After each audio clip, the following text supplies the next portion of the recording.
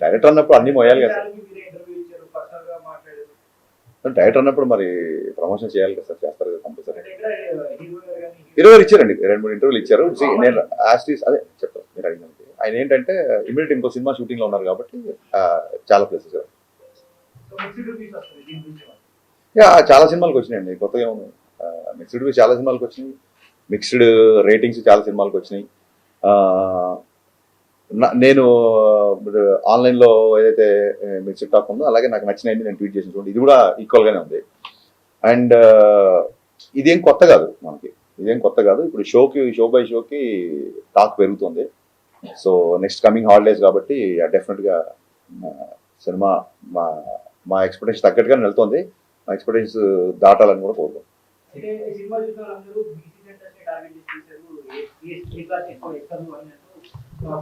అంటే ఇప్పుడు ఇందులో ఉన్న ఒక కిషోర్ కుమార్ గారి పాటలు కానీ, లేకపోతే ఇందాక మన పాత్రికేయ మిత్రే పాడుతున్నాడు మహేష్ భట్ సినిమాల సాంగ్.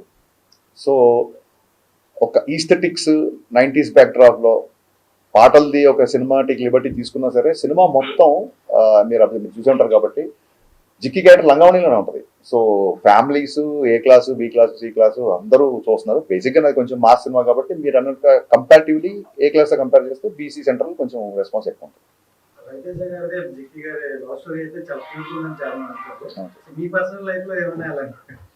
పర్సనల్ లైఫ్ లో నాది కాదు కానీ నా చుట్టుపక్కల ఫ్రెండ్స్ది మేము స్కూల్ డేస్ లో ఉన్నప్పుడు ఈ ల్యాండ్ లైన్లు ఒక అమ్మాయికి ఫోన్ చేయాలంటే ఇప్పుడంటే గబుక్కున్న వాట్సాప్ లో మెసేజ్ రీచ్ అయిపోతాయి. పక్కింటికి వెళ్ళి చేసేవాళ్ళు, ఎవరన్నా మగ గొంతు వినగానే టపకం ఫోన్ పెట్టేవాళ్ళు, ఇలాంటి చాలా ఎక్స్పీరియన్స్ ఉంది. సో అందుకే ఆ ఫోన్ డెడ్ అయ్యి సీన్ ఉంటుంది ఒకటి.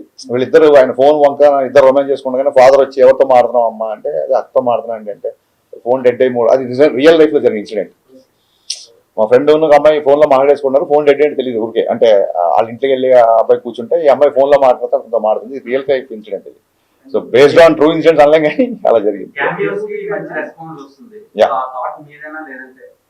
అంటే క్యామియో అనేది మీరు అబ్జర్వ్ చేస్తే సినిమాలో ఎప్పుడైతే విలన్ ఇంట్లో హీరో ఇరుక్కుపోతాడో, ఎప్పుడైతే ఆ బిఫోర్ నైట్ జిక్కి అనే అమ్మాయితో హీరో పెళ్లి అవ్వాల్సి వస్తుంది తెలిసినప్పుడు, ఇక్కడ కాదు ఎన్ని లంచాలకి ఎన్ని ఫైట్లు ఎంత మనుషులు పంపినా సరే హీరో లొంగట్లేదు అన్నప్పుడు, పెళ్లి జరిగే ఇంట్లో గొడవ చేస్తే అప్పుడన్నా ఇతను బయటకు వస్తాడేమో అన్న ఒక థాట్తో పెళ్లింటికి వెళ్ళిపోతాడు. కానీ జప్తు చేసిన డబ్బంతా వదిలేసి హీరో వెళ్ళలేని పరిస్థితి. సో అక్కడ ఇంకొక ఐటీ ఆఫీసర్ రావాలి, కథ డిమాండ్ చేసింది. అక్కడ ఇంకో క్యారెక్టర్ ఊరికే స్టార్ తో క్యామియో చేయించాలని కాదు, కథ డిమాండ్ చేసింది. డిమాండ్ చేసినప్పుడు హీరో గారి దగ్గర ఒక చిన్న జూనియర్ ఐటీ ఆఫీసర్ లాంటి వ్యక్తి వస్తే బాగుంటుంది అనిపించింది.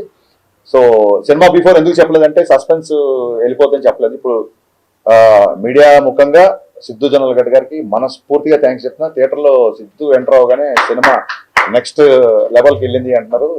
అండ్ ఆ ఇంగ్లీష్ డైలాగ్, లెంత్ డైలాగ్ ఉంది కదా, లాంగ్ డైలాగ్, ఆ డైలాగ్ సిద్ధు చెప్పాడు, అది స్క్రిప్ట్ లో లేదు. ఆ డైలాగ్ అప్పటికప్పుడు సిద్ధు చెప్పాడు.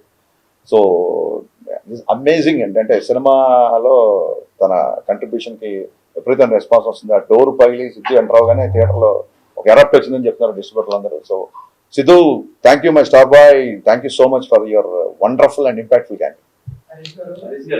కంగ్రాచులేషన్స్ అండి. Thank you sir. 90s అనేటప్పటికి మాకే కనెక్ట్ అవుతాయండి, ఇంట్లో చాలా మంది లేరు. ఆ ఏజ్ నాదే కాబట్టి మహేష్ భట్ సాంగ్ వచ్చినప్పుడు సౌదీ అరేబియాలో చూసాను నేను ఆ సినిమా. ఓకే, చాలా కనెక్ట్ అయిపోయాం. ఆ ఫోన్ ట్రాపింగ్ కానీ, పక్కింటికి వెళ్ళి రావటం కానీ, ఇవన్నీ అసలు అలాంటి థాట్స్ ఆ పాటలు మహేష్ భట్ పాట అమితాబ్ బచ్చన్ గారికి ఎలా పెట్టాలనుకున్నారు అంటే కావాలనే చేశారా? నెక్స్ట్ మోరవర్ ఇవిడికి జిక్కి అని సింగర్ పెట్టాలి. నాకు చాలా మంది ఫ్యామిలీస్ ఫోన్ చేశారండి, జిక్కి అనే పేరు పెట్టడం అనేది అసలు చాలా బాగుంది అబ్బాయి అని చెప్పి చాలా మంది ఫోన్ చేశారు. మహా గాయని ఆవిడ. ఇంకా నాకు చిన్నప్పటి నుంచి మ్యూజిక్ తో పెరిగినోండి నేను. మీరు ఎలా అయితే సడక్ పాటలు, మహేష్ భట్లు, కుమారస్వామి పాటలు విన్నామో, అందులో సినిమాలో రవితేజ్ గారికి ఉన్న సచిన్ కణేకర్ గారికి ఉన్న రిలేషను నాకు మా నాన్నగారికి ఉండేది. అంటే మా నాన్నగారి వల్లే నాకు కిషోర్ కుమార్ పాటలు బాగా ఇష్టం. బట్ నేను కుమారస్వామి పాటలు ఎక్కువ వినేవాడిని. మా నాన్న ఏమో కిషోర్ కుమార్ ఫ్యాన్. సో మా ఇద్దరికి ఎప్పుడు ఇంట్లో ఒక చిన్న ఆర్గ్యుమెంట్లు, సరదా డిబేట్లు ఉండేది. సో దాన్నే సినిమాలో పెట్టాను. మీకు నచ్చడం, దానికి విపరీతమైన రెస్పాన్స్ రావడం నాకు చాలా.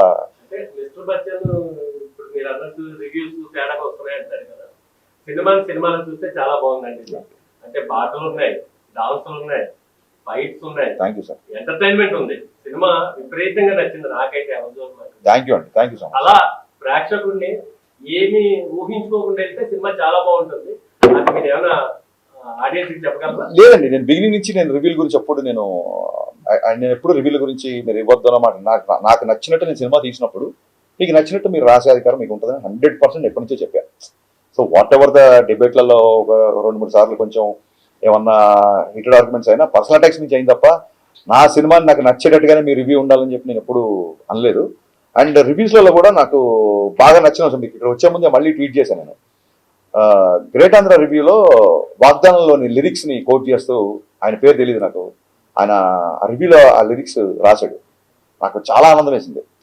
సో అదే ట్వీట్ చేశాను. చిన్నప్పుడు మా నాన్నగారు వాగ్దానంలోని సీతా కళ్యాణం నాకు చూపిస్తూ దాని మీనింగ్ అన్ని ఎక్స్ప్లెయిన్ చేసేవాళ్ళు.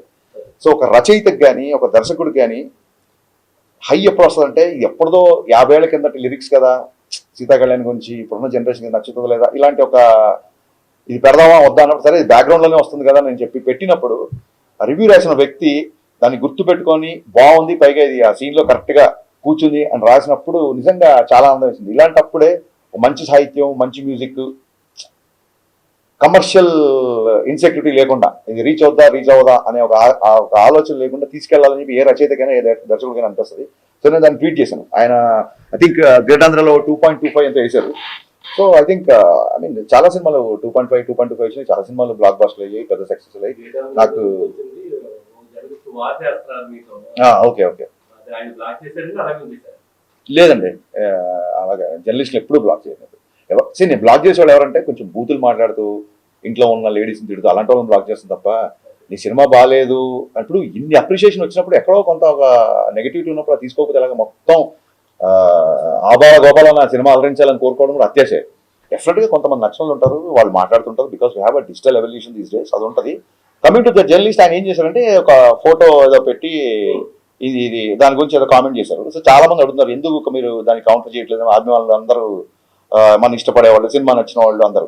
అదేమైందంటే first day of the shoot అండి, బేసిక్గా first day of the shoot Shekhar master ఎప్పుడైతే డ్యాన్స్ మూమెంట్లు మూవ్లో వెళ్ళిపోతాయి అనుకోండి, అది ఎప్పుడు చూడడానికి ఎబ్బెట్టుగా ఇబ్బందిగా ఉండకపోవచ్చు. మీరు ఎప్పుడైతే డ్యాన్స్ మూమెంట్ని మ్యాగ్నిఫై చేసి ఫోటో తీసి స్క్రీన్ చేశారనుకో అది ఒక పోస్టర్ లాగా మీరు ప్రత్యేకంగా పోస్టర్ స్టిల్ కదా, స్టిల్ ఫోటోగ్రఫీ కదా. సో స్టిల్ ఫోటోగ్రఫీ చూస్తే మీరు ఏ పాటలో ఏ స్క్రీన్ షాట్ తీసినా మీకు ఇబ్బంది కలిగేలా చేయొచ్చు బేసిక్గా.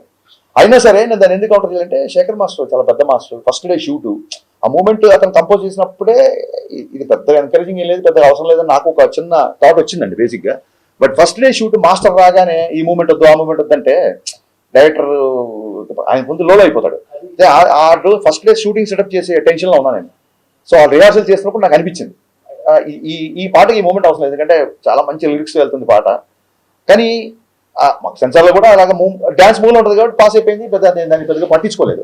ఎందుకు కౌంటర్ చేయలేదు ఆ విషయంలో మూర్తి గారిని అంటే అన్ని విషయాల్లో మనమే కరెక్ట్ అయిపోం, డెఫినెట్గా అన్ని విషయాల్లో నేనే కరెక్ట్ అవ్వాలని రూల్ లేదు కదా. సో అతనుకు ఆ మూమెంట్ గురించి అతను ఫీల్ అయ్యాడు. బట్ సినిమాలో చాలా మంచి విషయాలు ఉన్నాయి, దాన్ని కూడా మనం భూతద్దంలో చూపించవచ్చు. బట్ ఒక్కొక్కళ్ళకి ఒక ఎజెండా. అంటే లాస్ట్ టైం గ్యాంగ్ లీడర్ సినిమాలో కూడా ప్రభుదేవ గారి వర్షంలో పాటలో విజయశాంతిలో పట్టుకుంటారు. అంటే ఏం లేదండి,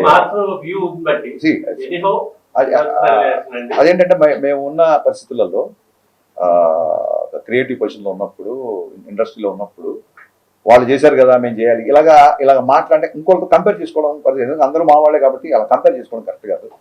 మీరు అన్నారు కాబట్టి నేను దానికి ఆ కామెంట్ నేను తీసుకున్నాను కాబట్టి ఆయన నేను కౌంటర్ అయ్యేది తెలుసుకున్నాను.